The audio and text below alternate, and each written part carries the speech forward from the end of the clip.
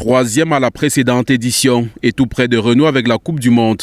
Ayant écarté le Cameroun et le Nigeria sur son chemin, la République démocratique du Congo aborde logiquement avec le Sénégal le manteau de favori du groupe D de la Coupe d'Afrique des Nations Maroc 2025. Une position que le sélectionneur et le capitaine des Léopards relativisent au regard du niveau en constante croissance du football africain. Jamais évident, quel que soit l'adversaire.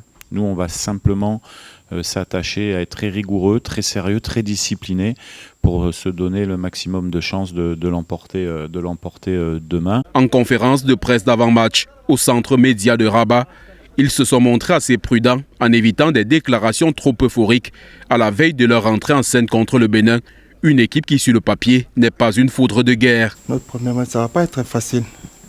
Nous, on est focus à notre travail.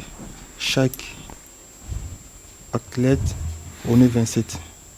Chaque joueur, il est motivé de donner tout sur le terrain demain. Là, on est sur une Coupe d'Afrique des Nations avec un contexte totalement différent. Donc, on va rejouer le Sénégal sur le deuxième match. Mais vous me reposerez la question. Nous, on est concentrés sur le match de demain, qui est le match du Bénin. Le Bénin est conscient de son statut dans ce groupe D, mais veut faire partie des surprises de cette Coupe d'Afrique des Nations. Il ne faut pas oublier que vous ne pouvez pas non plus attendre des miracles quand vous n'avez pas ces ressources-là, quand par exemple le Congo qui a 4 ou 5 joueurs qui évoluent en Angleterre, pareil 4 ou 5 qui évoluent en première division française dans des bons clubs. Bon.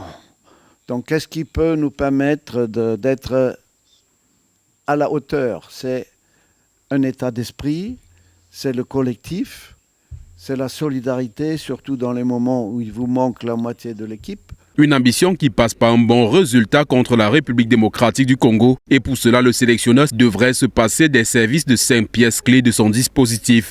Le sélectionneur du Bénin a critiqué l'approche de la Confédération africaine de football qui semble prioriser les intérêts financiers dans la prise de ses décisions, notamment dans la programmation de leur match prévu ce mardi 23 décembre à 13h30.